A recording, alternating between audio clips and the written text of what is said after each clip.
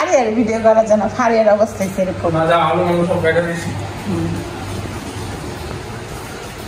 আমরা হচ্ছে এখন কি করব, এই যে আজকেও মাংস রান্না করবো। এই যে মাংস রান্না করবো, হ্যাঁ আলু করে দিছে। আর এখানে হচ্ছে অনেকগুলো থাল বাসন আছে। এখানে রাত 2টার সময় হচ্ছে আমি থাল বাসন সবগুলো ধুবো। তাহলে বুঝেন আমার ঘুমের অবস্থা কেমন, একদম 12টা বাইরে গেছে। সবাই বলতেছে যে আমরা ঘরের মধ্যে কি করি না করি সব ভিডিও দেওয়ার জন্য। আর ভাতগুলো নষ্ট হয়ে গেছে আজকে, এগুলো এখন কি করবো জানি না। ভাত নষ্ট হয়ে গেছে, সারাদিন গ্যাস থাকে না, আর অনেক কষ্ট।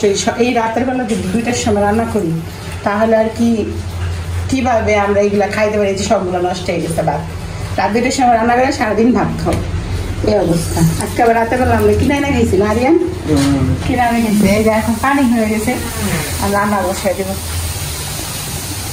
আজকে ফেসবুক বলতেছে যে আপনারা কি করেন একটা বড় ভিডিও দিয়ে। আচ্ছা বড় ভিডিও দিচ্ছি, এটা হয়ে গেছে আব্বু, এটা একটু হইতো না? গ্যাস দিয়ে দাও, গ্যাস দিয়ে দাও, এটা এক হাতে নামেও না।